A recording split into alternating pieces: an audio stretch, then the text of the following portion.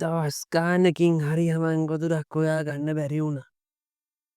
මේ දවස් ටිකේ හරි හමන් ගොදුරක් හොයාගන්න බැරුව මගේ ආපෝච්චියේ මගේ බඩ නිකන් ඇකිලිලා ගිහිල්ල. අද ඇවිදල කරලා හරි හමන් ගොදුරක් හොයා ගන්න ඕන. බලමුකෝ කැලේ ඇතුලේ පොඩ්ඩක් ඇවිදලා මෙන්න බොලේ මගේ වෙලාවටමද කොහෙද හොඳ කුකුල් නම්බෝ ටිකක් එලි පෙහෙලියම ඉන්නවා. මිනිස් පුළුටක් කන්න ඇතුව කුකුල් නාම්බො ටිකක් මෙහෙම ඉන්න එක මගේම වාසනාවද කොහෙද අප්පා.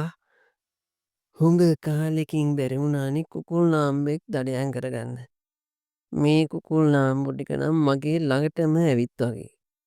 මට ඉතින් අද හොඳ කුකුල් මස් ටිකක රස බලන්න පුළුවන්. ඉක්මනටම එකෙක් අරගෙන මෙතනින් මැල්ල යන්න ඕන.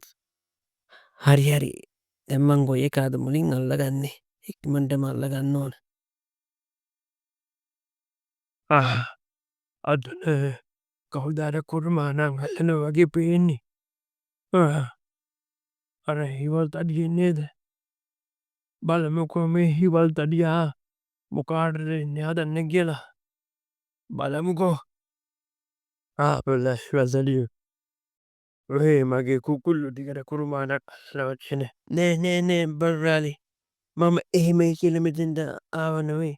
මම මේ යමින් ගමන් කුරුල්ලෝ වගේක් ඉන්නෝ දැකලා තමයි මේ දිහාවට හැරුණේ. ඈමල හිවල් තඩියෝ. ඔහේට කුකුල්ලුයි කුරුල්ලුයි අඳුරගන්න එළියටත් තියනවද? මම මෙහෙම කිව්වට බර්රාලි අමනාප නම් ගන්න එපා. ඔහේ කැමති නම් එක කුකුලෙක් මට දෙන්න. මං ඔහේට හොඳ තෑග්ගයක් ගෙනල්ල දෙන්න. ඔයි හිටු හිවල් තඩියා. ඔයි හිටු. ඔහේට මම දෙන්න හොඳ තෑග්ගක්. අනේ බර්රාලි මාව අතාරින්න. මං ඒක නිකන් විහිළුවකට වගේ කිව්වේ. අයියෝ.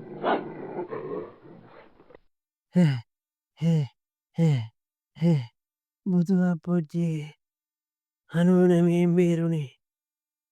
මිනිස්සු හිටියේ නැතුනාට කොහෙද යන බලු තඩියෙක් එතන හිටියනේ. අයියෝ අද දඩයමත් වැරදුනා. දඩයම වැරදුනයි කියලා පාඩුවක් නෑ. අර බලු තඩියගෙන් මගේ ජීවිතේ බේරුණා නොවැ. අයියෝ පුදුම වාසනාවකට වගේ අප්පා බේරුණේ. තව ටිකෙන් අර බලු තඩියා මාව කීතු කරයි. අයියෝ